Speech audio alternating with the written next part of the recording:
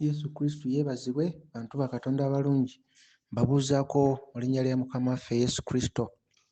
Era nga Kristo ke kakubo akatono akatutwala mu ggulu.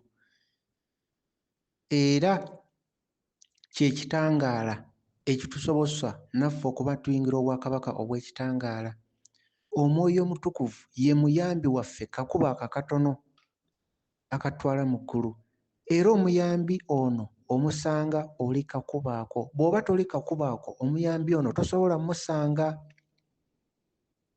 Omwoyo Mutukuvu ye muyambi waffe, kakubo akatono akagenda mu ggulu. Ebigambo bino bye tugabana bya batono, ebigambo ebitutwala mu ggulu, ebigambo ebituleetera okutegeera enjigiriza ya Kristo. Enjigiriza eya Kristo ye gy'asomesa, kubanga Kristo mwoyo, era abo abalina omwoyo wa Kristo be babe. Atalina mwoyo wa Kristo si wuwe. Tulaba ne Pawulo ng'akyogerako mu Baruumi 8:9.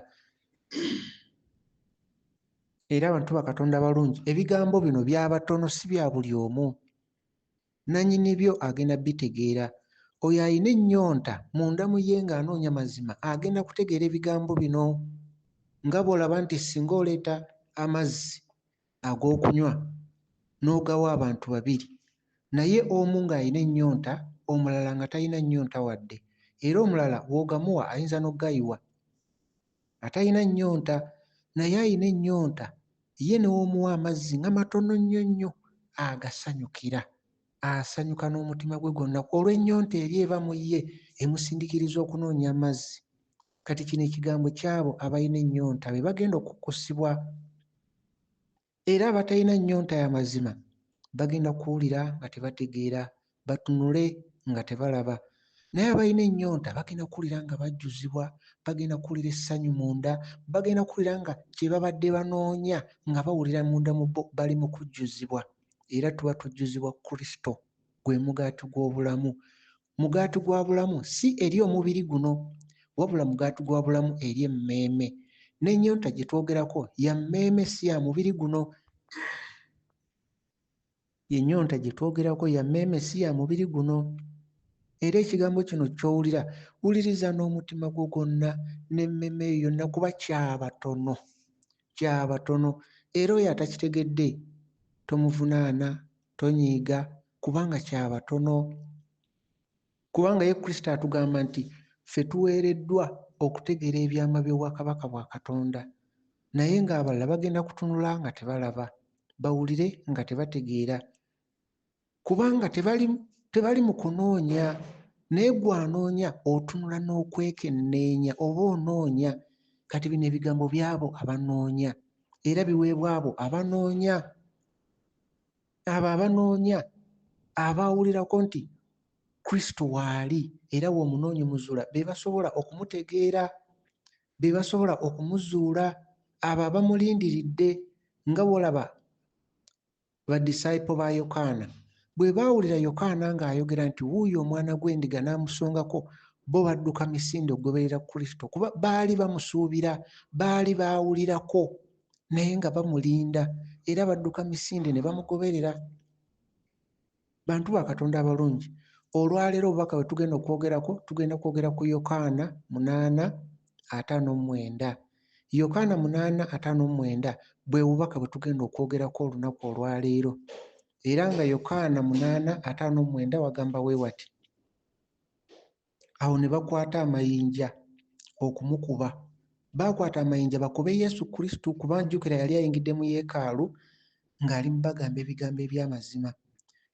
Naye mu yeekaalu yennyini, abaali mu yeekaalu ne bakwata amayinja bamukube. Mu Yokaana 8:59 tebaali bantu b'ebweru wa yeekaalu, baali munda mu yeekaalu, era nga bagamba ekibalesemu bazze kusinza. Be baakwata amayinja bakube Yesu ne bamufulumya ebweru wa yeekaalu, naye Yesu n'atambula n'abayitamu n'agenda. N'atambula n'abayitamu n'agenda.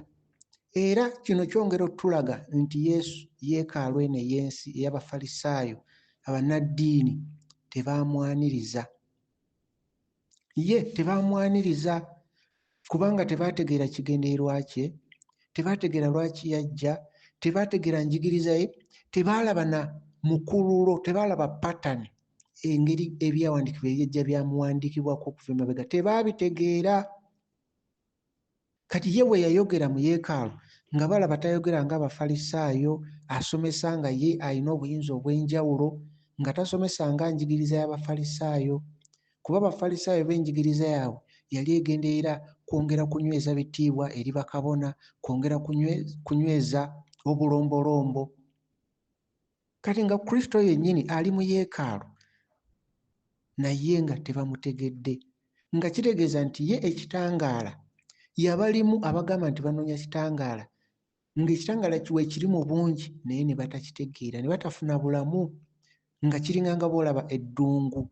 Mu ddungu waliyo omusana mungi ate ebimera byonna bikula binoonya musana, naye ku musana omungi oguli mu ddungu teri bulamu bwa bimera, era olaba kamu na kamu, so nga ate omusana mungi.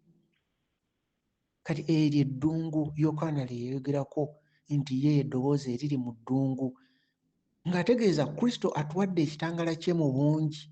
Yabalimu mu yeekaalu, ye kye kitangaala, naye abatono ennyo bokka bokka be baakitegeera. Kubanga ye bwe yali mu yeekaalu Yesu Kristo bwe yayogeranga, Abayudaaya, Abafalisaayo, abawandiisi b'amateeka, bakabona baawulira ng'ekigambo kibasala busazi munda, nga bwe balaba obulamu bwe batambuliramu n'obulombolombo bwe bakola n'ebigendererwa byabwe eby'okufuna ebitiibwa n'amagoba, baalaba nga Yesu by'ayogera bigenda kuggyawo bo kye baateekateeka era kye basomesa abantu, kubanga bo be baali bateekateeka enjigiriza mu yeekaalu. Era ye Yesu Kristo bwe yajja n'ayogera ekyo kitaffe kye yateeka ku mutima gwe, kubanga Yesu bye yayogera byali tebireetera bakabona bano kufuga bantu, so nga bano bakabona bannaddiini, Abafalisaayo, abawandiisi b'amateeka, abasomesa b'amateeka, bo baali baagala enjigiriza ebayamba okufuga abantu ne babasinza nga tebamanyi, ne basinza bantu bannaabwe. Nga bw'olaba leero abantu bangi basinza bantu bannaabwe nga tebamanyi. Ekitiibwa ky'olaba kye bawa paapa oba kalidinaali oba bakulembeze mu basiraamu baddiini oba bakatuliki oba protestant oba Seventh Day oba basumba boolaba bangi ababalokole bangi boolaba ebitiibwa bye babawa. Ebyo ebitiibwa bakabona bye baagala enjigiriza ebakuumira mu bitiibwa ebyo. Kati baagenda okulaba Kristo ye enjigiriza gy'alese ng'ekitiibwa tukiwa kitaffe yekka. Kati ne bawulira nga baagala omumukuba amayinja era ne bamufulumya mu yeekaalu nga balaba ayonoona yeekaalu. Kati kyekyawandiikibwa kye tugenda okwogerako leero, Yokaana 8:59, okukuba Yesu Kristo amayinja. Kubanga bakabona Abafalisaayo tebaategeera njigiriza ya Kristo, tebaategeera kigendeerwa kye, tebaategeera kyamuleeta, era tebaategeera na mukululo, tebaategeera nti y'ono eyalangibwa. Bo baalabanga omwana w'omubazzi naye ne batamanya nti y'oyo Kristo, ne batamanya nti oyo Yesu gwe balaba Katonda gw'afudde Kristo we. So nga ebyawandiikibwa baali babimanyi, naye nga mu ye tebalaba mwana wa Katonda. Kati nga balaba omuntu ayogera, tebalaba mwana wa Katonda nti y'ayogera. Kati nga balaba by'ayogera, balaba talina buyinza. Ne batamanya nti Kristo ekitangaala eri ensi kyali kiriwo mu bungi eri emmeeme, kuba ekitangaala kino tekyakira mubiri, kyakira mmeeme, kyakira mmeeme. Kati bwe batyo ekitangaala newankubadde kyali kingi, ne baba nga bali mu ddungu, nga wola abaana ba Isirayiri bwe baali mu ddungu ne batambula emyaka gyonna. Kaali kabonero akalaga olugendo lw'emmeeme we zigenda okubeera. Eddungu wabayo musana mungi, naye ng'ate ebimera byonna ebyali kuze binoonya musana, naye ng'ate tebiriiwo mu bungi, nga ebimera olaba kamu. Kati ekyo kikiikirira Kristo, ekitangaala kye ekiri ku nsi, amazima agali ku nsi mu bungi, naye nga emmeeme nnyingi ziga zinoonya kitangaala naye nga ziri mu kizikiza. Era buli mulembe Kristo abaddenga waliwo pattern eraga nti alimu agenda kununula. Pattern eraga mu bintu byonna byagamba abaana ba Isirayiri byonna byali biranga Kristo, naye bannaddiini ebyo tebaabiraba.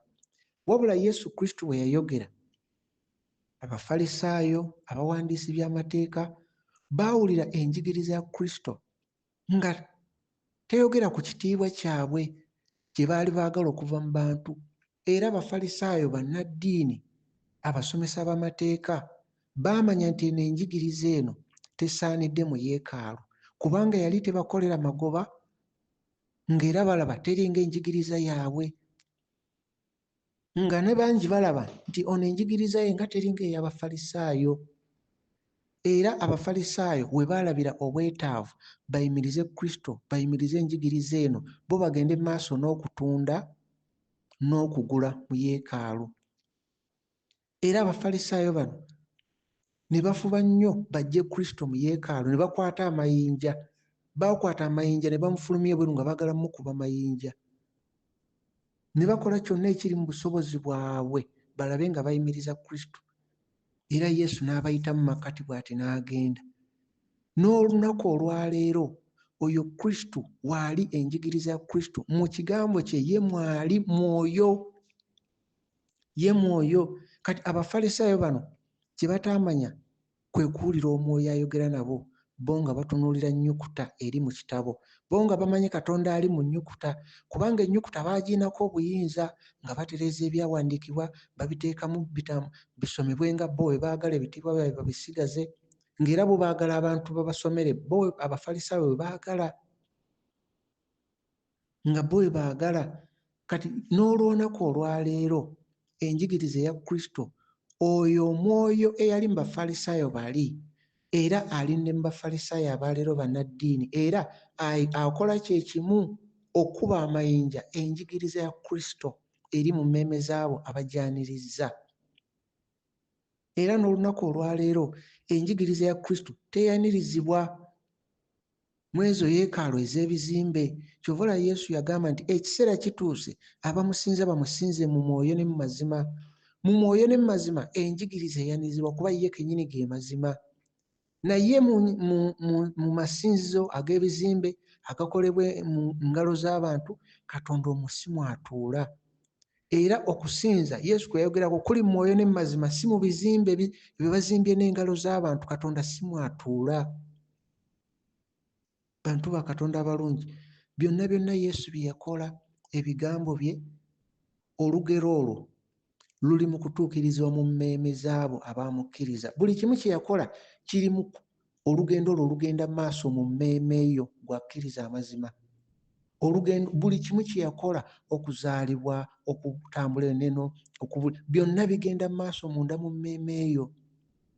Bwe wakkiriza Kristo n'ozaalibwa buto, n'azaalibwa munda mu ggwe mu mwoyo, kati n'atandika okukula. Kati olugendo lwe mu bulamu. Kati olwaleero twogera ku Yokaana 8:59, twogera kati ku kaseera ako okumukuba amayinja, ekigenda maaso munda mu mmeeme eyo. Abafalisaayo baagendera okuba Kristo amayinja nga bagala kuba eyo enjigiriza gy'aleese, abo abawuliza baleme gitwala munda mu bo. Era nga Yesu bwe yayogera ng'ali ku musaalaba n'agamba, Kitange basonyiwe kubanga kye bakola tebakimanyi. N'olunaku olwaleero abo abatakkiriza, abo abagala ogikuba amayinja, ogijerega, abagala okulinyirira enjigiriza ya Kristo, naffe tulina kubasaba ne tugamba, Mukama, Kitange basonyiwe kubanga kye bakola tebakimanyi. Kubanga Kristo ali munda mu ggwe, era y'ayogera, omwoyo wa Kristo ali mu ggwe, oli mubiri gwe. N'omwoyo omubi eyali mu Bafalisaayo naye ali mu bibyabi, naye akyakola omulimu gwe gumu. Akola era naye nabo batambulira mu kkubo Abafalisaayo lye baalimu, so nga naawe otambulira mu kkubo Yesu Kristo lye yalimu. Era Kristo mu ggwe akyakola omulimu gwe, n'Abafalisaayo omwoyo yabalimu ow'ekizikiza naye ali mu kukola omulimu gwe. Era ffe mu kaseera kano ne batuvuma ne batunyiigira, ffe tulina kusanyuka kubanga tuweereddwa okusobola okugabana mu kubonaabonyezebwa kwa Kristo. era ye we yayita naffe we tulina okuyita bantu ba Katonda abalungi. Leero mu mulembe guno abasomi, bannassaayansi, abanoonyereza ku byafaayo baagala okusomesa ensi nti teri Katonda, naye nga bakikola mu kwekweka nga mu masomero ne basomesa nti Katonda y'omu, amadiini gonna Katonda y'omu. Bano bamwita linnya liri, bali bamwita Allah, bali bamwita ani, ne boogera amannya ag'enjawulo, bali bamwita Buddha, bamwita ani, ng'olwo bali kuteekamu kirowoozo nti teri Katonda, ng'olwo Sitaani baagala omuyite Katonda. Kyova olaba basomesa nti omuntu yava mu nkima, omuntu yali bweti, olwo basazaamu ekya Adamu. Naye njagala kukubuulira nti Yesu Kristo kye kitangaala, Sitaani kizikiza. Ekitangaala tekyegatta na kizikiza. Abaali bakuba Kristo amayinja baali ba kizikiza, era abagoberera Kristo ne bagoberera ekitangaala kye baayita mu kkubo Yesu Kristo lye yayitamu. Ekyokulabirako, laba ba disciples abagoberera Kristo kye yakola, abaatambula naye n'abalekera omulimu ogwo nabo ne bagenda mu maaso nga bagukola. Laba engeri gye baakomekerezwa. Yesu Kristo baamukomera ku musaalaba, laba be yasomesa baatambulanga naye engeri gye baakomekerezanga ye, ne babatta. Nkubuulira ani, nkulekera ani? Nkubuulire Peetero, nkubuulire James, nkubuulire ani, Yokaana, nkubuulire bangi nnyo bonna baabattanga bussi. Bo nga bagoberera Kristo era ne bamalirizanga ye. Jjukira Siteefano ne bamukuba amayinja, naye gye baakoma omukuba amayinja gye yakoma okubikkulirwa eggulu. Ng'eno bamukuba ng'agamba ndaba eggulu lyeggula. Naye weebuuza olunaku olwaleero, omwoyo eyali mu Siteefano yali mu ggwe leero, oba omwoyo eyali mu bamukuba amayinja yali mu ggwe? Era weebuuze, Siteefano osuubira ali mu ggulu oba olowooza abamukuba amayinja be bali mu ggulu? Era ggwe oyagala kubeera gye yagenda oba abamukuba amayinja gye baagenda? Era weebuuze, ku ssaawa zino oli ku sayidi abamukuba amayinja oba oli ku sayidi ye ali mu kubikkulirwa eggulu? Bantu ba Katonda abalungi, Abafalisaayo bo baagala ensi esinze Sitaani mu bukwakkulizo, mu mikolo basinze Sitaani nga tebamanyi. Kubanga Abaroma ku kiseera ekyo Yesu bwe yali mu yeekaalu, ekiseera ekyo Abaroma be baali bafuga, ng'obufuzi bwabwe bwe bufuga wonna, ng'Abaroma baagala enjigiriza yaabwe ebeebuna wonna. Kyova olaba Yesu n'ayogera, kuba yali akimanyi Abaroma bakulirwa Kayisaali, n'agamba ebya Kayisaali mubiwe Kayisaali, ebya Katonda mubiwe Katonda, nga kyagezako okulaga oludda Kayisaali lwaliko si lwe ludda lwa Katonda. Oyo Kayisaali bwe yaggyibwawo abadde batakimanyi, ekitiibwa ekya Kayisaali ekyo kwe kuteekawo paapa. Ekitiibwa kya Kayisaali ne bakiggyawo ne bamutuuma paapa. Era abayambi be yalina mu bitundu eby'enjawulo leero be batuuma bakadino. Kati leero abantu bangi bagoberera Kayisaali nga bamanyi basinza Katonda. Kati nga Kristo waali mukuŋŋaanya ababe, ne Kayisaali ali mukuŋŋaanya ababe. Kyova olaba ne paapa ali mu kugamba amadiini gonna geegatte, era olaba bali mu Intelligence Council, abalokole, baani, ebibinja byonna wansi wa Kayisaali. Era obumu bungi nnyo obw'abalokole bonna bungi babugatta wansi wa Kayisaali, wansi wa paapa. Yesu yagamba ebya Kayisaali bwe Kayisaali, n'ebya Katonda bwe Katonda. Kijja kuba kya nnaku okutuuka mu maaso ga Katonda nga Kayisaali alina obujulizi nti oli wuwe. Kayisaali tuba tutegeeza omwoyo eyali mu Kayisaali, y'omwoyo y'omu yabeera mu paapa, y'omwoyo y'omu yasigala akola omulimu gwe. Era ne Kristo naye omwoyo wa Kristo era y'omu na luli ne leero n'emirembe gyonna. Bantu ba Katonda abalungi, y'ensonga lwaki olaba nti bannaddiini bali mu kuvaayo mu lujjudde nga bagamba beegatte babeere omu. Ekyo Sitaani ky'ayagala, ayagala okwawula ababe, ayagala okufuna obujulizi. Gw'osobola okubeera awo nga tomanyi oba oli ku ludda ki, naye nga ye Sitaani ky'ayagala, ayagala ye omusumba wo amutwale babeere mu bumu. Kati gw'obeere ng'ogamba abantu oli wansi wa musumba oyo, ye Sitaani aba yakumaze dda, aba yakumaze dda. Bantu ba Katonda abalungi, gw'osobola okugamba amadiini wavaayo, tokyasinza bali abaafa, nga owulira bagamba simi basinza senti ani bwebasinza abo abatuukirivu, gwe ngoloza biri mu ddiini gwe wavaayo, naye ng'oli mu kyaki nayo saints church, mugoberera abantu abaafa, oli mu William Branham, oli mu bantu abaafa b'ogoberera, gwe ngolowooza togoberera saint, ng'osekera oli agoberera simanyi saint ani, simanyi Lady of Fatima, gwe ngugamba nze ndi wa William Branham, nze ndi woono. Gwe ng'ogamba bannaye n'eddiini egobera bya buwangwa. Kati gwe olaba Namugongo n'olaba nga baazimba essabo n'ekigambo shrine weekiri, n'ogamba nze ebyo kasita sibiriimu, ndi mulokole. So nga n'eno gy'osabira mu balokole, pasita wo naye ali mu kulangirira nti Yesu yamugambye balabirire akayanja ka Kabaka. Kati ate kubanga kati nga pasita oyo wa Miracle Center Yesu yamugambye alabirire akayanja ka Kabaka, ako kaba kabonero nti Kabaka gwayogerako musota maaso moogi ye Kabaka we, era yaba yabagaye balabire akayanja ke. Kati bino ngezaako bikugamba ozibuke amaaso ng'omukisa gukyaliwo. Kyovula Yesu atugamba mu Yokaana 9:39 azze okuzibula amaaso g'abo abatalaba, ate abalaba bafuuke bamuzibe. Kubanga jjukira oli obadde ogoberera bugoberezi bafuuke bamuzibe. Gw'ogamba ogobera musumbawo naye agamba alina taatawo w'omwoyo, n'oyo naye alina taatawo w'omwoyo, ye sitaani ng'alina obujulizi bwe. Tolinda kutuuka mu maaso ga Geyeena obujulizi buveeyo. Bantu ba Katonda abalungi, tuli mu kwogera ku Yokaana 8:59 okukuba Yesu Kristo amayinja. Baali bakuba njigiriza ye, bantu ba Katonda abalungi, kubanga bo nga woolaba bwe battanga bannabbi ne Yesu Kristo bwe yajja baali bagamba nti tava eri Katonda, kubanga ebigambo byayogera nga tebibaleetera magoba.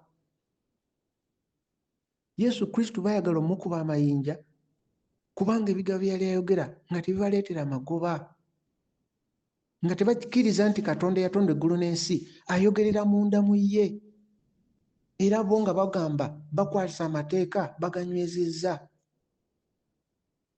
nga bennyini baagala kukuba Kristo amayinja ate bennyini bateekewo ekipande nti ono ye kabaka w'Abayudaaya, ate bo bennyini Abayudaaya nga bamukubye amayinja.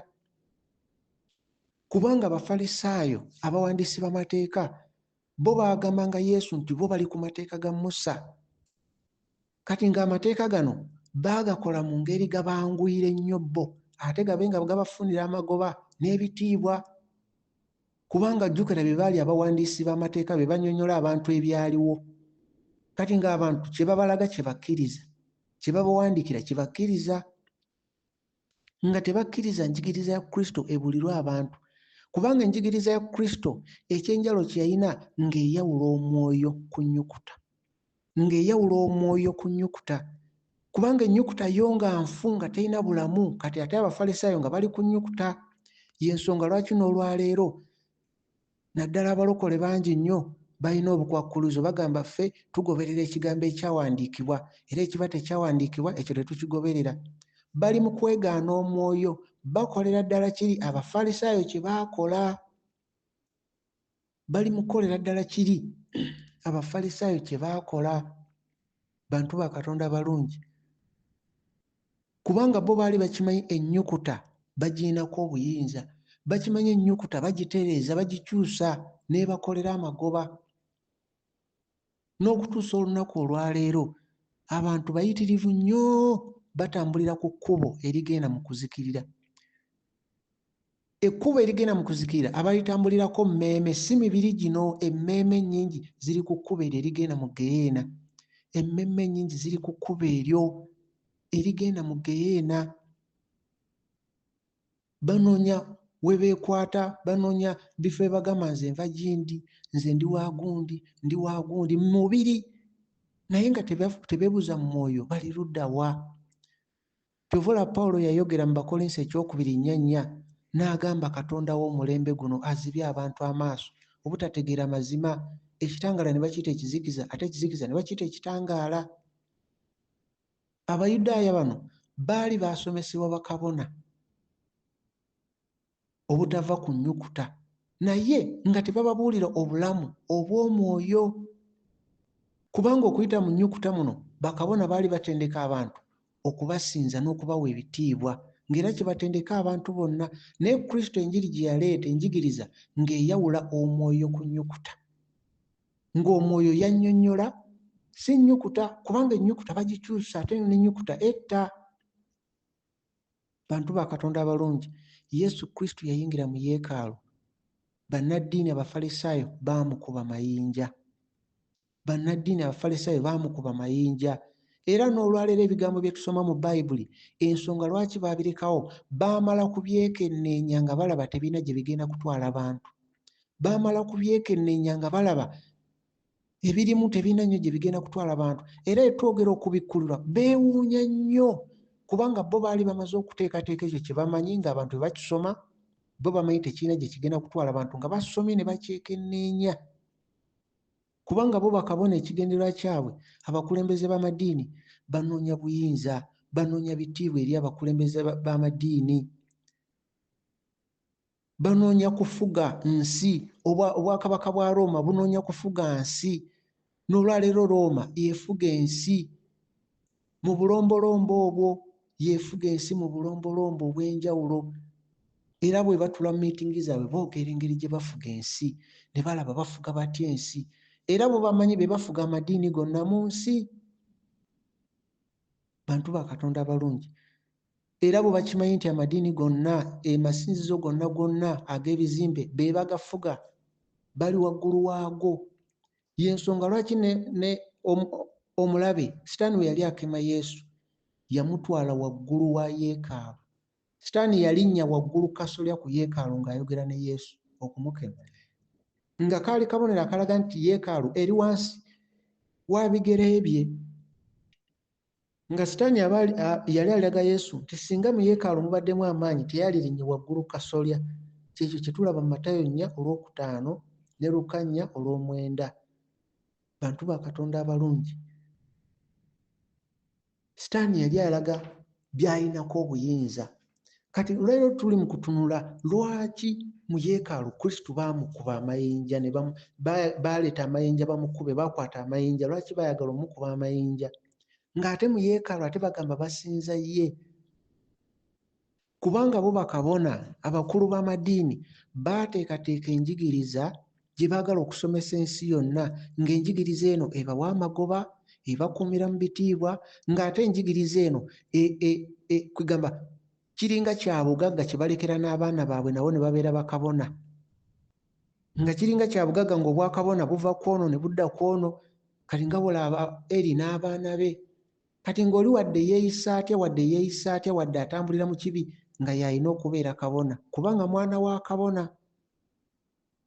Ng'oli wadde atambulira mu kibi olw'okuba kabona, y'alina okugenda eri mu lutimbe ayogere ne Katonda. Kati Yesu Kristo bwe yajja kwe kukyusa obwakabona obwo ne baba nga si bakabona bokka be bagenda eri mu lutimbe, nga byonna ebyakolebwanga edda kaali kabonero nga kalanga Kristo. Kristo kyava aleeta obwakabona n'abuteeka mu nkola ya Merukizedeki.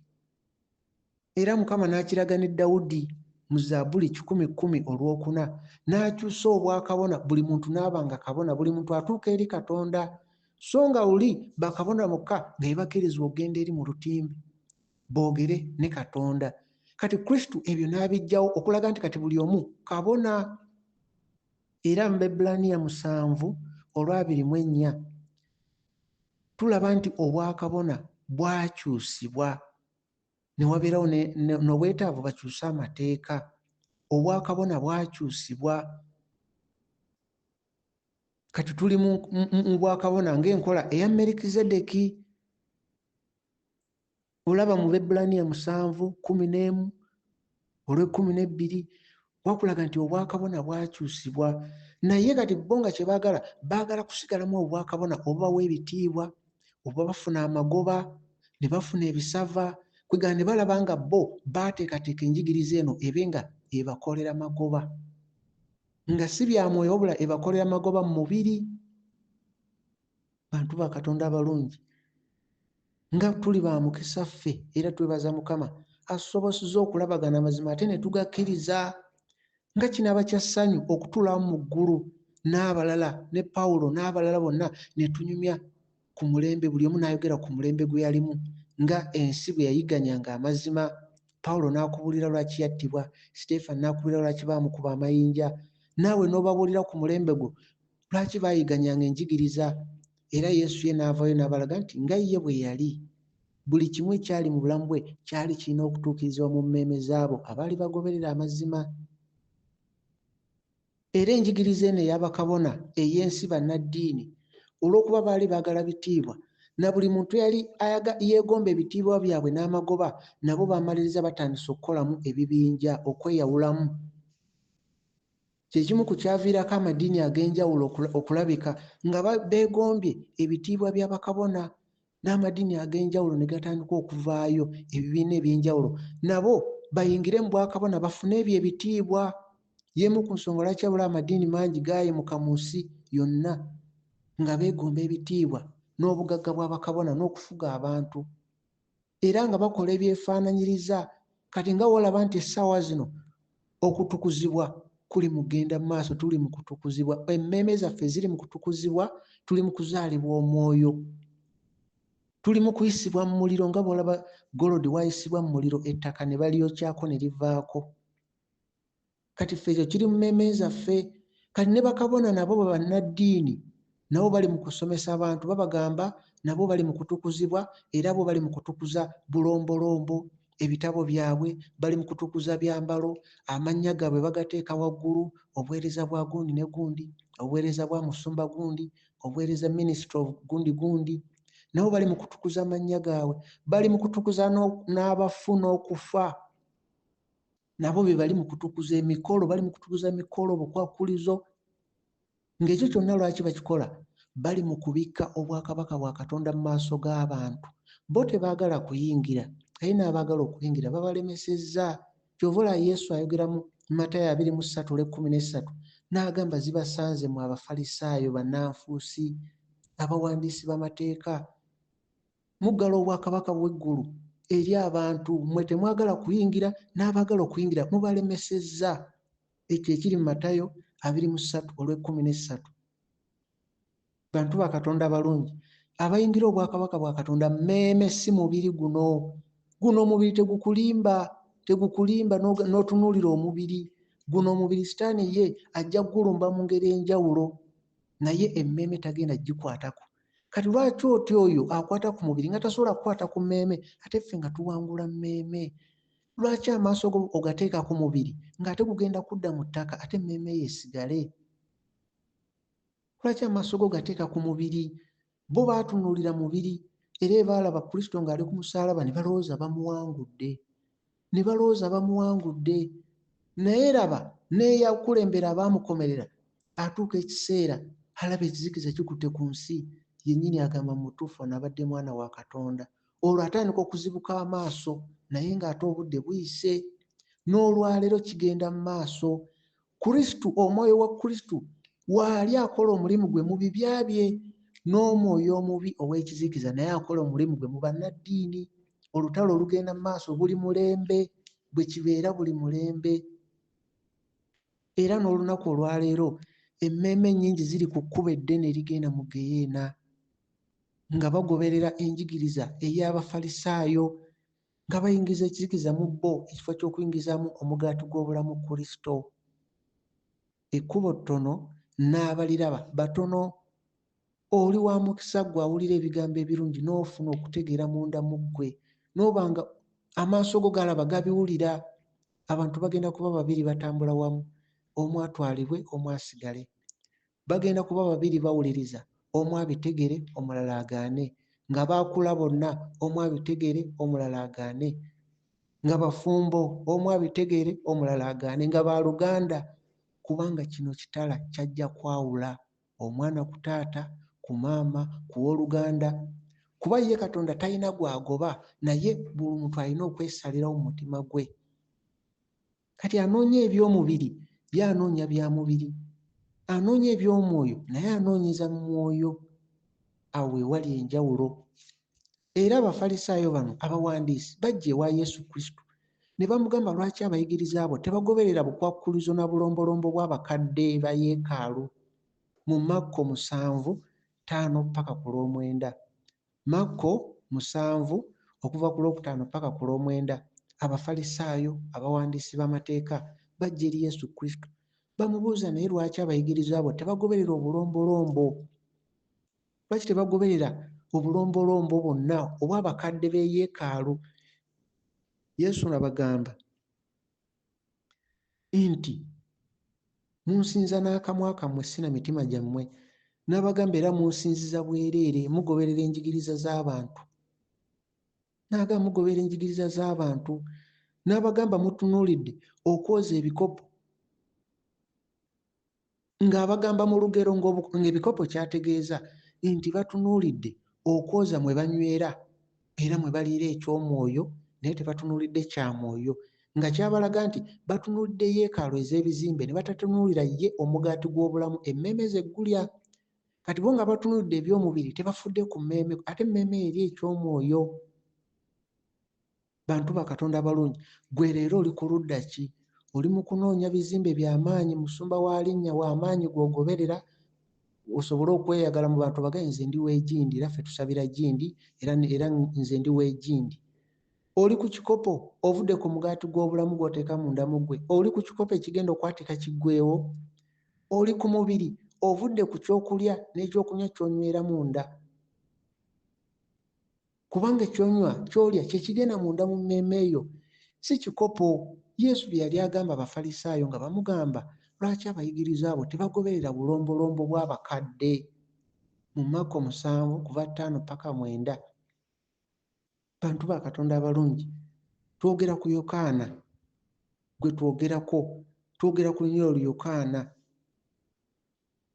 twogera ku Yokaana 8:5-9. Yesu bwe baayagala omukuba amayinja. Lwaki? Kuba baba bakuba njigiriza. Yesu n'agamba ekiseera kituuse abamusinza bamusinze mu mwoyo ne mu mazima. N'olunaku olwaleero oyo omwoyo omubi eyali mu Bafalisaayo leero era naye ali mu kuyigganya abasabira mu bizimbe, abalina katonda waabwe atuula mu bizimbe ebizimbibwa n'abantu, balina olutalo n'abasinza katonda ali mu mwoyo. Akabonero akalaga nti mu lujjudde beegana Kristo ali mu mwoyo. Akabonero akalaga nti omwoyo eyali mu Bafalisaayo agenda mu maaso okukola omulimu gwe mu abo abanoonya ebitiibwa ng'Abafalisaayo, era n'omwoyo wa Kristo agenda mu maaso mu ebyo ebibya bye abatambulira nga Kristo bw'ali. Era nga olaba nti Kristo yamaliriza bamukomedde ku musaalaba n'abamugobera badisayipolo abo ngeri gye baamaliriza. Naye weebuuza olwaleero Abafalisaayo bali ludda wa ne Yesu ali ludda wa? Era gwe osuubira ojja kubeera wa? Era ku ekyo ky'osuubira leero ogoberera ki? Oli mu mwoyo oba oli mu bizimbe oba oli mu mubiri? Ogoberera baafa, basimanyi Sentyaani mbu omutuukirivu simanyi Peetero omutuukirivu ani? Oli mu kugoberera baafa oba osinza Kristo omulamu? Tokkiriza kulimbibwa, tokkiriza magezi g'okulimbalimba. Omuntu omu yabadde ambuulira nti ye gy'asabira baabawadde obutabo wa William Branham. Olwo oli mu kusinza bafu. William Branham omumanyi? William Branham yali mubuulizi wa njiri era yafiira mu kabenje ak'amaanyi. Omusajja eyali atamidde n'ajja n'atomera emmotoka n'afiira omwo, n'alekawo abantu abaali bamusinza nga Katonda ne batandika okugaba obutabo bwe. Era bwe bakozi ba bizinensi kuba bakimanyi bw'oba ogoberera ye ogenda omunoonyeeko ogule n'obutabo. Oba tolina njawulo ne bali abagamba nti simanyi basinza, oba tolina njawulo n'Abakatuliki abasinza simanyi Sentyaani omutuukirivu ani, naawe oli mu kusinza bafu. Bantu ba Katonda abalungi, ekkubo ttono n'abalira abatono, ekkubo ttono b'abalira abatono. Totawaana kuddaawo kukaayana n'abantu. Kino ekigambo ayina ennyonta ajja kitegeera, era atalina nnyonta togenda kimukakamu. Ennyonta y'erina okumuleetera okunoonya, si kukaka muntu nti akkiriza kino kkiriza kiri, kuba ajja kukkiriza gwe okulw'okusanyusa. Ekkubo ttono naye Mukama agamba abanoonya bajja kuzuula. Kati lwaki ofuba okubuulira omuntu atanoonya? gwe mubuulire ky'osobodde naye temukaanya, kuba si gwe alina omukkirizisa. Ennyonta ye yeyina omulaga amazima, kuba omubuulizi ye Katonda yakwata ku mutima gw'omuntu n'amujjuzaamu ekyo ky'anoonya. Ye gwe muggo gw'obulamu, ge mazzi ag'obulamu, yawa abo abalina ennyonta. Ye gwe mugaati gw'obulamu, yawa abo abalina enjala munda mu mmeeme. Toyinza kkaka muntu atalina njala n'omuwa ekyokulya, kubeerawo n'akimuwa ne wanakikwata agenda kukisuula busuuzi. Bantu ba Katonda abalungi. Era Abafalisaayo nga bali mugamba Yesu Kristo, nga bamugamba nti lwaki abayigiriza abo tebagoberera obulombolombo bw'abakadde. Nga naawe leero bangi bakubuuza lwaki togoberera omusumba byakugamba. Omusumba wakugamba kino, ayagala omufukaamirire, ayagala mumugoberere nga muli ba bodyguard, ayagala mumusinze nga Katonda, omwana we ye musumba addako mu kanisa. Kati gw'oba tobikkiriza beebuuza lwaki togoberera obulombolombo bw'abakadde. Mu Yokaana 8:41 Yesu n'abagamba muli mu kukola ebikolwa bya taata wammwe. Ne bagamba ffe tulina taata waffe era ye Katonda. Mu Yokaana 8:41 Yesu n'addamu n'abagamba mu Yokaana 8:42 Yesu n'abagamba singa mwali ba Katonda mwali njagadde, nga kyategeeza baali yagadde enjigiriza ye. N'agamba kuba nava eri Katonda. Mu Yokaana 8:44 Yesu n'abagamba mwe muli ba kitammwe Sitaani, era ebyo bye yeegomba, era nammwe mwegomba bya kitammwe era bye mukola. N'agamba kitammwe yali mutemu okuva mu ntandikwa, era nga tayagala mazima, kubanga muli ye temuli mazima, era mulimba era ye taata w'obulimba. Yesu n'abagamba mazima, n'abagamba mmwe muli ba taata wammwe Sitaani. Kuva mu ntandikwa tayagala mazima, era amazima tegali mu ye. Kati amazima bwe gabeera mu ggwe ge gayayaanira amazima. Kristo bw'abeera mu ggwe yamanya ekigambo ekiva ewa kitaffe, era yakyaniriza era yakyawula. Ensonga lwaki Juda Iscariot lwaki teyategeera Yesu bye yayogera. Yesu yabagamba omu ku mmwe agenda kundyamu olukwe, n'abalaga n'akabonero. Era Judas yagenda n'amulyamu olukwe, kuba munda mu ye temwali mu kifo kya bigambo ebyo we birina kutuula. Bino ebigambo by'abatono. Ekkubo ttono n'abaliraba batono. Oli wa mukisa gwe abitegedde n'obiwuliriza. Toggwamu maanyi, oba mu bantu 100 ovuddeyo omu n'obitegeera, oba mu bantu 1000 ojja kulaba essanyu naawe ly'oliba nalyo ng'otambula kakubo akatono nga bakwaniriza. Ng'abangi bakutte ekkubo batambula balinga omusenyu gw'ennyanja, nabo nga batambulira mu kkubo lyabwe ddene. Kuba bino ebigambo mmeeme byebyaniriza, si mubiri. Era olaba mu Yokaana Yesu amala obbagamba nti muli ba kitammwe Sitaani. Mu Yokaana 8:53 babuuza Yesu g'oli w'amaanyi nnyo oba oli mukulu nnyo okusinga taata waffe Aburahamu? Mu Yokaana 8:56 Yesu abagamba taata wammwe Aburahamu yasanyuka okulaba olunaku lwange era yalulaba n'asanyuka. Yesu ng'okululaba era n'asanyuka. Mu Yokaana 8:57 ne bamugamba gwe atanaba na kuweza myaka 5 wali olabeko ku Aburahamu? Kati nga bibasobedde. Ng'ekituufu Yesu byayogera bali mu mubiri, ye ali mu mwoyo, tebalina kibategeera. Yesu n'addamu n'abagamba mu Yokaana 8:58 n'abagamba Aburahamu nga tannabaawo nze naliwo. Era Yesu yayogera ekyo nti mu Yokaana 8:58 Yesu kasita yayogera ekyo nti Aburahamu nga tannabaawo nze naliwo, awo we baakwatira amayinja. Kyova olaba mu Yokaana 8:59 olwo bakwata amayinja bamukube, nga balaba ayogerera ddala ebintu ebitasoboka, nga balaba byayogera. Bo bamanyi ennyukuta yaabwe, bamanyi amateeka gali mu bitabo, babikutte, balina ebitabo ebinene. Kati nga bo bamuwadde baagala asome, naye abagamba Aburahamu nga tannabaawo nze naliwo. Bamubuuza gwe atannaweza na myaka 5, olwo kwe kukwata amayinja bamukube. Era ekyo kitujjukiza Mukama kye yalaga Koseya mu Koseya 4:6, abantu bange basaanyizibwawo olw'okubulwa okumanya, olw'okubulwa okubikkulirwa. Kati era oyongera okulaba nti ekizibu kyabwe kubikkulirwa, tebaabikkulirwa Kristo y'ani. Era ekizibu kyabwe kye balwanyisa, ensonga lwaki baakwata amayinja bakobe Yesu nga kyabikkuliddwa tebakibikkuliddwa, nga bali mu magezi gaabwe. Beebuuza gwe atanaweza myaka 5 Abulahamu wamulabako? Kati beebuuza bano abataaliwo Adamu nga waali batubuulira bati ebya Adamu baaliwo?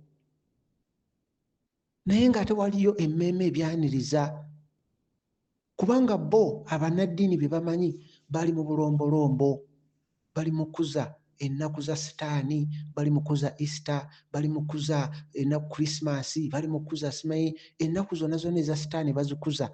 Sitaani obulombolombo obwo ne bugatta amadiini gonna, Ababuda, abaaki bonna bakuza Krismasi, Easter, bakuza omwaka guweddeko crossover. Kati bo nga bamanyi ddala ddala bali mu Katonda, nga bali mu kukuza obulombolombo, emikolo, nga beerabidde nti egyo emikolo egy'ensi egya Sitaani gijjawo omwoyo wa Katonda, kuba ekizikiza n'ekitangaala tebibeera wamu. Kati buli lwe bakola emikolo gyo giri emikolo gya Sitaani.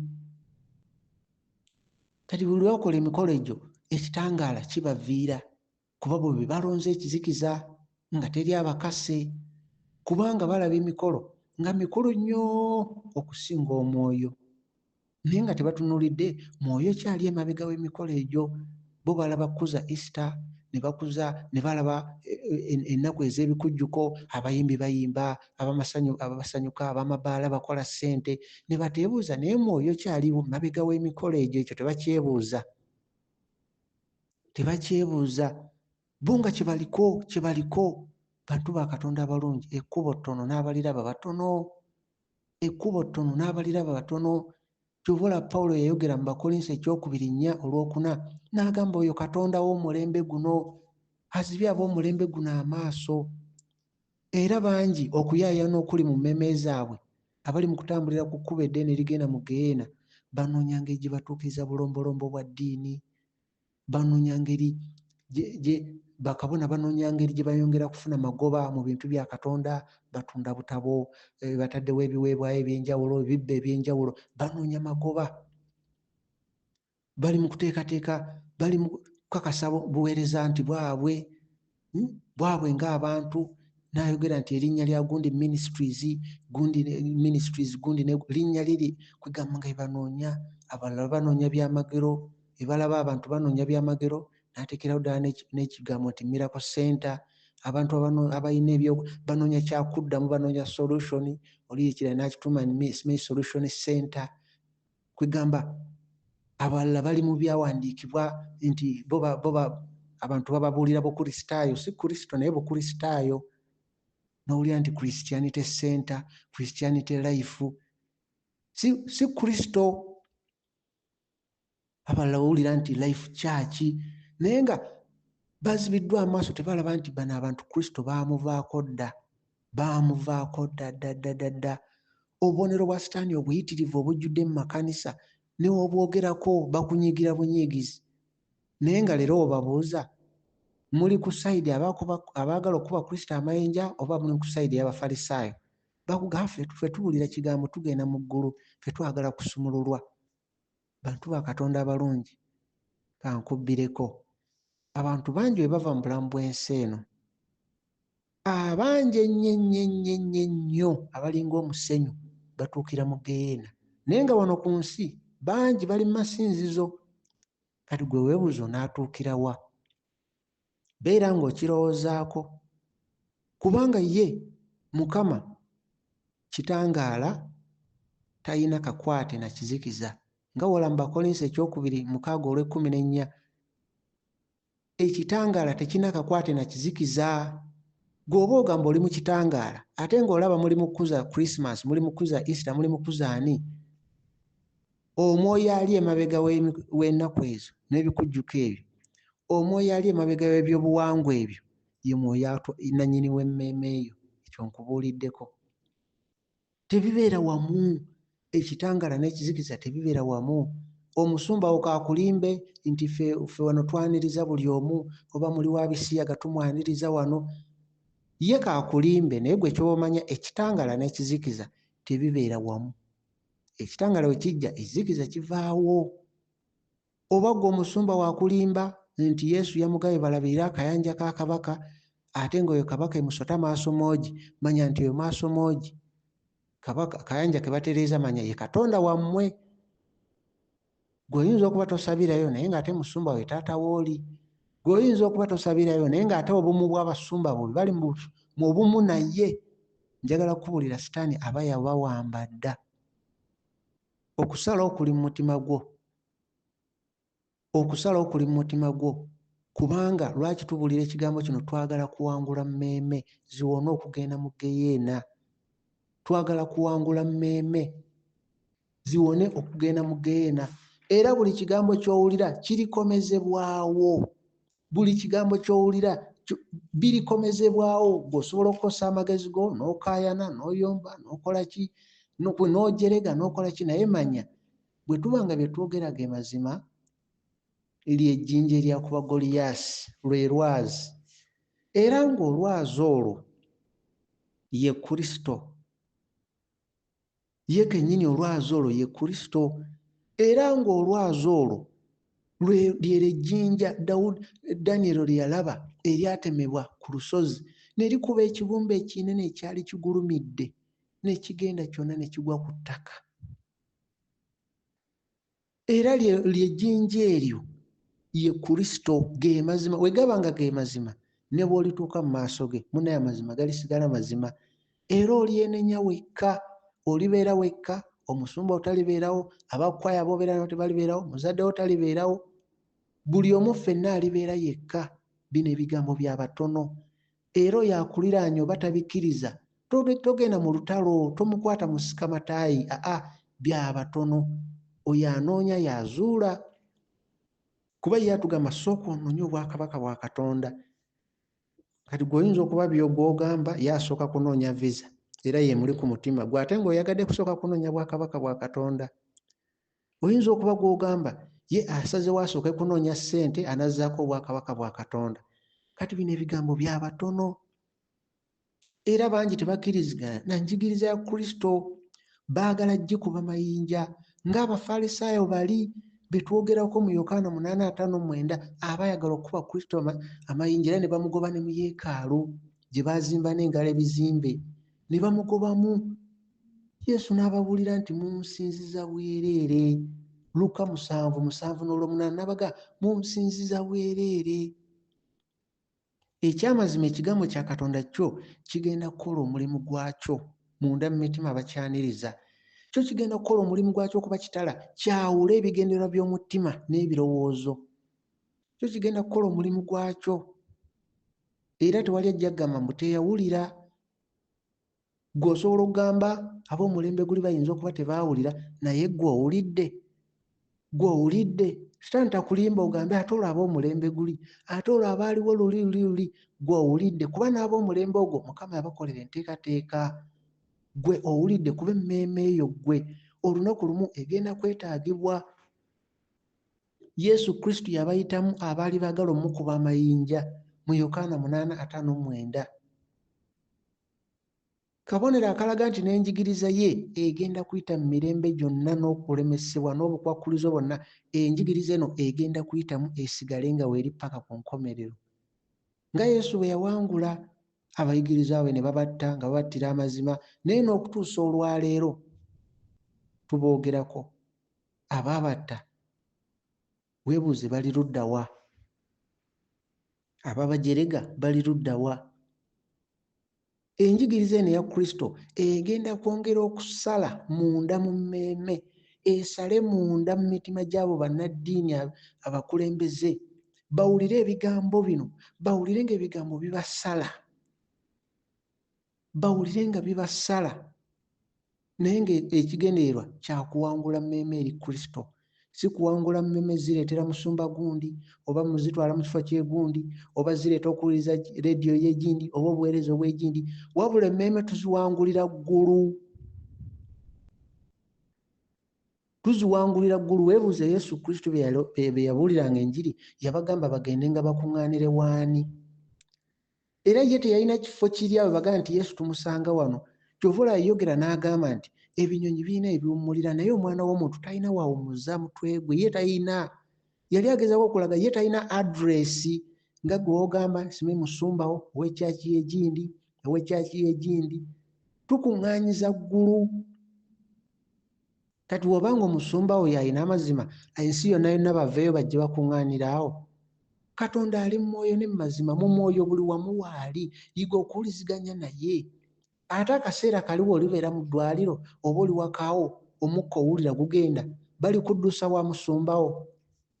Neetandika okuwuliziganya ne Katonda oyo asobola okwogera naawe wonna w'obeera, kuba ye atakyuka.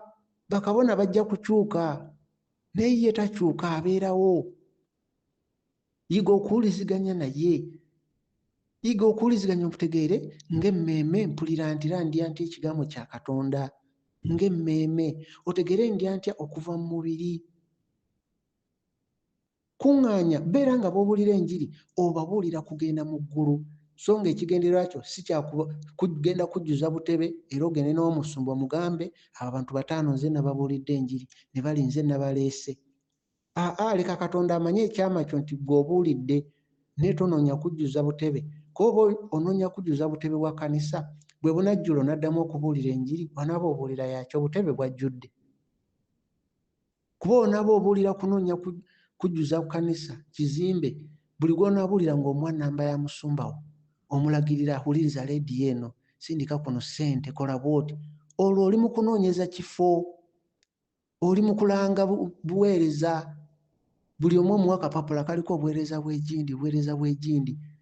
Toli mu kulangira ggulu, oli mu kulangira muweereza oyo, si buweereza bwa Kristo, wabula oli mu kulanga minisitule ya gundi ne gundi, erinnya gundi ne gundi, buweereza obwo. Bantu ba Katonda abalungi,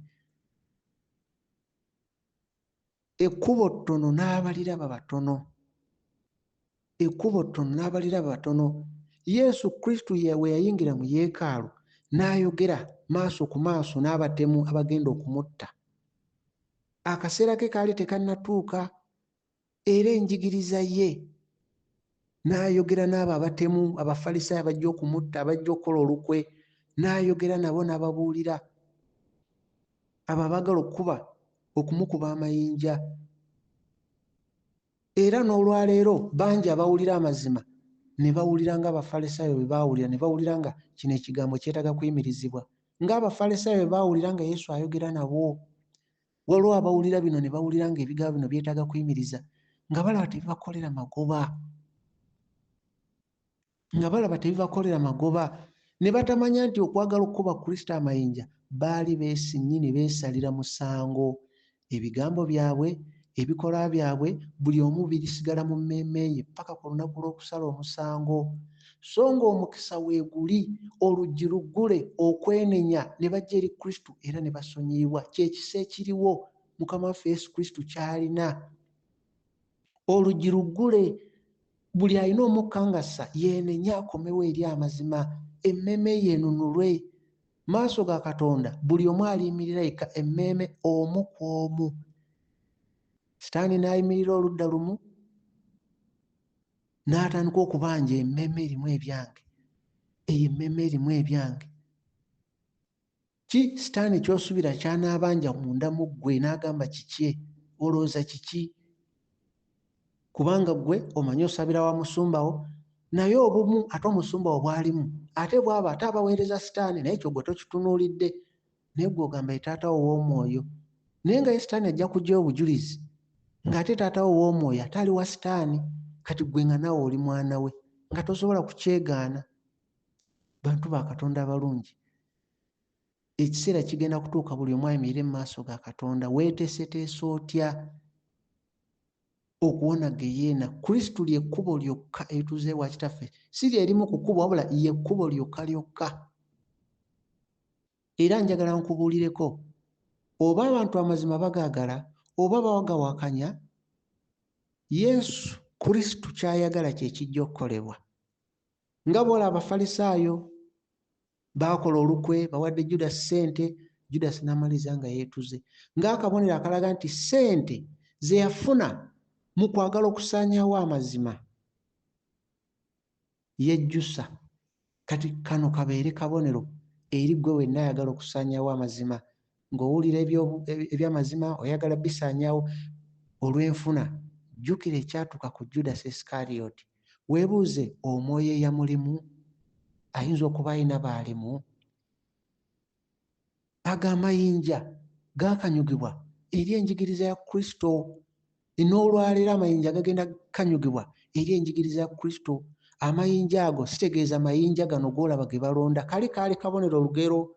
Amayinja ntegeeza bisobola okuba ebigambo eby'obusungu, bisobola okuba ebintu eby'enjawulo okugezaako okuyimiriza amazima. Era weebuuze, ebigambo bino ebiba bituufu, gwani ayimirira mu kkubo lya Katonda? Ekyo kyebuuze. Obanga ejjinja lyakuba ekibumbe ekyali kigulumidde, Danyeri n'akiraba, ejjinja olwazi ne lukuba Goliyaasi omunene agulumidde n'agwa, weebuuze lwaki oyimirira mu kkubo lya Katonda? Ekyo kisooka okyebuuzeemu nti bwe gaba mazima weesize ekyokuyimirira mu kkubo lya Katonda. Ogamba olwazi terukuba ekibumbe ekigulumidde? Yesu baakwata amayinja bamukube, Yokaana 8:59, baakwata amayinja bamukube Yesu Kristo. Naye nga tannayogera nabo, tannababuulira, tebaakwata amayinja mukuba. Akabonero akakulaga bakuba bigambo bye yayogera bye bagamba, bamukuba lwa bigambo bye yayogera eby'amazima bye bamukubira. Era ng'omukuba kabonero akalaga nti abo bennyini omwoyo eyali mu bali abattanga bannabbi era ye mwoyo abalimu. Naye jjukira nti n'abo bennyini abatta Kristo akaseera kagenda kutuuka nabo baatule, kubanga ye agamba buli vviivi lijja kwatula. Abalala bagenda kwatula bavudde mu bulamu bwa nsi eno. Ne Sitaani naye abeera mu muliro n'afukamira n'agamba oli mwana wa Katonda. Buli lulimi lugenda kwatula, buli vviivi ligenda kukkiriza. N'abatakkiriza nga wano ku nsi ne beegaana Katonda, mu Geena bafukamira ne bakaaba ne bamugamba ggwe mwana wa Katonda. Gwe kikole ng'okyali mu bulamu buno. Okufukamira mmeeme, obwo bwetoowaze obukola mu mmeeme, n'okkiriza n'otandika okukola ebiraga nti otegedde ye mwana wa Katonda.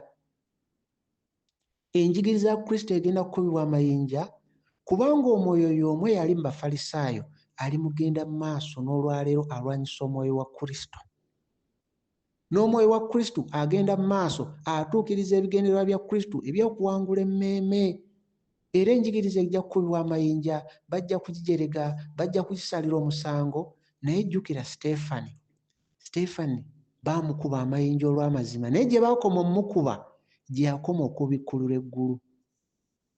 Naye ng'eggulu Siteefani lyayogera tebaliraba, naye ye nga bamukuba balaba afa, naye ng'afa agamba alaba eggulu lyeggula, naye nga batunula waggulu tebalina kye balaba. Kati ekyo Katonda akikola okuswaza abagezi b'ensi eno. Abatambula olw'ekyo kye balaba si kye bakkiriza. So nga baali badde beebuuza ku Siteefani, eggulu liriwa ye oliraba otya? Bo baamukubanga mayinja. Era Siteefani mumukuba amayinja, tulula mu byawandiikibwa, Siteefani ne yeebaka. Bantu ba Katonda abalungi, Siteefani baamukuba amayinja, Pawulo baamutta, Peter naye ne bamutta mu ngeri, James, bonna ab'enjawulo bonna. Era olaba kumpi Yokaana yekka gwe baalaga okubikkulirwa, ye yafa mu ngeri nga tebamusse busi, ng'ate era naye baagezaako okumwokya mu ppipa. Kati gwe weebuuze, ayagala ensi ekwagale? Ogoberera Kristo? Kuba tulaba bano abaamuweereza ensi teyabaagala. Kati weebuuze gwe lwaki oyagala ensi ekwagale? Sooka kyebuuze, lwaki gwe oyagala ensi ekwagale? Yokaana 8:59 bakwata amayinja bakube Kristo. Olwo olugero lukujjukize, nange lunzijukize. Olwo olugero lutujjukize Yesu Kristo, olugero yayogerako olw'omusizi, kubanga ye yayogera kigambo ne basalawo bamukuba amayinja. So nga ekigambo kyayogera y'ensigo gy'asiga mu mitima gy'abantu, mu mmeeme z'abantu. Yesu Kristo yasiga kigambo kye, njigiriza ye. era ensigo ezimu ne zigwa mu maggwa. Si buli nsigo yonna yagwa ku ttaka eggimu, ensigo ez'enjawulo zaagwa mu bitundu nga si ttaka ggimu. Ebisinga obungi naye ensigo entono ze zaagwa ku ttaka eggimu. N'olunaku olwaleero ekigambo kye ekyagala okusumulula emmeeme mu njegere okuva eri omulabe, abalala baagala kunyweza mmeeme z'abantu nga bali mu njegere. Abalala bo bakkiriza nti n'ezo enjegere ze zibawadde eddembe. By'ebibumbe by'olaba mu nsi bingi, Statue of Liberty, ebibumbe bingi by'olaba biriko enjegere. Bubonero nti Sitaani yali mu kufuga ebitundu ebyo. Obwo bwonna bubonero. Naye lwakubanga omulabe azibye amaaso g'abangi, oyo Pawulo gwayogerako mu Bakolinso 2:4, abazibye amaaso bino byonna tebabiraba. Naye ng'ensigo kye kigambo kya Katonda ekikkirizibwa abatono, ensigo entono ze zaagwa ku ttaka eggimu. Naye ensigo nnyingi bazirinnyako bulinnya. Bangi boogenda okugamba mazima nga kye kigambo kya Katonda ensigo bagirinnyemu, bagisambe busambi nga tebagiraba mugaso. Naye ate waliwo ensigo ejja okugwa ku ttaka eggimu mu mitima gy'abo egirina okwagala kwa Katonda. Ensigo eyo egenda kukula erete ekimuli ekirungi, the Rose of Sharon, erete ekyama, Rose of Sharon, ekimuli kino ekya rose. Luno lugero, so tulowooza nti njogera ku kimuli lugero naye nga nkozesa kimuli. Ekimuli kiveemu akawoowo. Abo bonna abaliraanye bawulire akawoowo k'ekimuli nga tebasobola kwegaana ng'akawoowo kali akalaga ekimuli ekirungi bwe kiri, nga tebasobola keegaana ne bawakana ng'ekimuli kyo kiraga nti ensigo, ekimuli nga bujulizi ensigo ekuze, akawoowo konna akalungi weekali. So nga ekimuli kino kikulidde mu vale, mu kiwonvu, kikulidde mu kiwonvu. Ekyo Mukama ekyo kyolaba Solomon kye yayogerako mu Song of Songs, Lulimba lwa Sulemaani 2:1-2, n'agamba nze ekimuli kya Sharon, nze am the Rose of Sharon, am the lily of the valley. Nakyo kimuli. Olulimba lwa Sulemaani 2:2 n'agamba nti ng'ekimuli ekyo ekya liri bwe kikulira mu maggwa, n'okwagala kwange bwe kugenda okukula mu baana. Kubanga ekimuli kino wano yabaali bakosa ngero naye nga boogera ku kimuli ekyo. Yesu atubuulira oluvannyuma n'agamba ye kye kimuli kya Sharon, ye lily of the valley, nakyo kimuli. Era abanaagenda mu ggulu mugenda kutegeera ebintu bingi ku bimuli, mugenda kulanga bisinza nga biyimba Yesu Kristo nga byagala nnyo atandika otubuulira engero ku bimuli. Agenda tubuulira ebintu bingi nnyo ku bimuli, mwewuunye mugambe naye Katonda ng'alina amagezi mangi. Katonda ajja tubuulira ku magezi ga Sulemaani, tulabe ebyama ebyakwekebwamu. Abadde takimanyi Sulemaani bwe baalinga bazimba nga yababuulira empagi, naddala empagi, kuba jjukira empagi ze ziwanirira ebizimbe ebyo ebinene n'ennyumba mwe baasulanga byonna embiri ze yazimbanga nga kubaako empagi ennene bwe ziti. Naye Sulemaani mu magezi ge baagalabiranga mu bintu bye yali akola. Ekimu bye yali akola Sulemaani, amagezi amangi yagamaliranga nnyo ku mpagi, ng'ababuulira engeri gye babazimba empagi kuba ze ziwanirira. Kati ku mpagi Sulemaani yabagambanga bateekeko dizayini y'ekimuli kya liri waggulu ne finishing y'empagi. Ekyo osobola okukiraba mu 1 Kings 7:22, Bassekabaka ekisooka 7:22. Ojja kulaba nti bwe baazimbanga empagi, Solomon mu magezi ge ng'abagamba kungulu ku mpagi bamalize nga bazimba liri work, bateekeko dizayini z'ekimuli ekyo ekya liri, ne waggulu ku top bateekeko empagi, bateekeko dizayini z'ekimuli ekyo ekya liri. Naye nga kabonero akaali kalaga nti ate ye Kristo kye kimuli ekyo ekya liri. Kati nga Mukama bino byonna bikweka mu magezi ago ag'enjawulo. Kati Mukama abaweereza be azze abalaga omukululo gwe, ng'abalaga obubonero obwali bulanga Kristo, ng'ebigambo bye tebyegaanika, nga bw'oteeka ekimuli ekirungi ekya rose oba mu kifo n'okiteeka awo nga buli ayingira mu ruumu eyo awulira akawoowo ako n'atannalaba kimuli akawoowo akawulira takeegaana nga tekeegaanika. Kati ge mazima ga Katonda, kye kigambo kye kituufu. Amazima ago tegeegaanika, gali ku nsi. Oli ne weefuula nti tagalaba kwegali, ne bw'atunula eri amazima kwegali, ku nsi kuno kwegali, era oyo anoonya azuula. Era ye Kristo ly'ejjinja eryakuba Goliyaasi n'agwa. Ly'ejjinja Danyeri lye yalaba mu kirooto ne likuba ekibumbe ekigulumidde. Awo wonna Kristo yali atuzzaamu maanyi nti temutya, ebigulumidde bigenda kujja ensi yonna ebirabe nga bwe batya Goliyaasi, naye ejjinja limanyi awo okkuba. Era ejjinja lye ligenda okuvaako obuwanguzi. Si Dawudi, naye ejjinja lyo lye limanyi we likuba. Ye Dawudi akanyuga jjinja, ye okukkiriza kwe ye alina kukkiriza. Bantu ba Katonda abalungi, era abo abatambula olw'ekyo kye bakkiriza bamanyi bye twogerako. N'abo abatambula olw'ebyo bye balaba nabo bazibiddwa amaaso, kuba bo batambula olw'ebyo bye balaba. Bo batambula olw'ebyo bye balaba, era bo beewuunya ne bagamba n'oyogera ku ddiini eri mu nsi yonna, ddiini gy'olaba eri organized, erina abagoberezi we bati. N'oyogera ku musajja wa Katonda alina ekyaki ekizimbe ekinene amaze mu bulokole emyaka 10, myaka 80, n'omwogerako alina n'emmotoka nnene, alina n'abakuumi. Tambula olw'ekyo ky'okkiriza, si ekyo ky'olaba. Njagala kukubulira nti Abafalisaayo, abawandiisi b'amateeka, abasomesa b'amateeka abo, abakulembeze b'amaddiini, bw'oba ng'oli omu ku abo, weebuuze biki by'oyiga ku bulamu bwa Yesu Kristo? Biki by'oyiga ku abo abaali baagala okukuba amayinja Yesu Kristo? Kubanga baali bakuba bigambo by'ayogedde. Yali tannayogera nga tebaagala mmukuba amayinja, naye bwe yayogera ne baagala ommukuba amayinja. Weebuuze ggwe, obayigako ki? Obayigako ki? Bwe tulaba mu Matayo 21:42, Yesu n'ababuuza, mmwe temwasoma byawandiikibwa? Ng'agezaako okulaga nti eryo ejjinja abazimbi lye beebalama, ejjinja lye limu gwe gwali omutwe gw'oku nsonda. Era n'agamba buno kwe kukola kwa Mukama. Kwe kukola kwa Mukama. Era abo abalaba omukululo ne balaba Yesu by'azze akola okuva emabega, ffe tulaba ebintu birungi nnyo mu maaso gaffe, bya muwendo.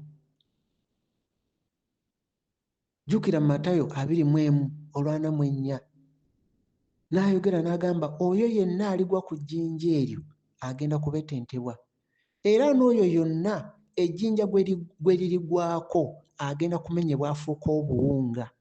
Matayo 21:44. Matayo 23:37 ayogera n'agamba, naye Yerusaalemi, Yerusaalemi, lwaki mutta ne mukuba amayinja be babaweereza? N'ayogera nti n'enkoko ekuŋŋaanya obwana bwayo wansi w'ekiwawaatiro. Nga byonna agezaako tulaga nti bannaaye twetegeze bye tukola. Waliwo ajja okujja ng'anoonya mazima, naye weebuuze, oli muteeka wansi wa Kristo amanya amazima, oba omugamba bigambo ng'olina ebigendererwa byo birala? Bantu ba Katonda abalungi, tubadde twogera ku Yokaana 8:59, era w'owuliriza n'omutima gwo ogenda kulaba nti ekigambo kya Katonda kirungi okugabana, okuwuliriza. Teweetaaga kusooka kukyusa ddoboozi, Yesu, Yesu. Teweetaaga kusooka kubuuza ddoboozi, yogera kuva mu mutima gwo. Ekigambo kyennyini kijja kyokka kyokka, tokaka, tokyusa ddoboozi. Newankubadde bannaddiini tebakyaniriza, naye bujulizi obuteegaanika nti amazima ku nsi kwegali. Mukama abakuume, mwebale kumpuliriza.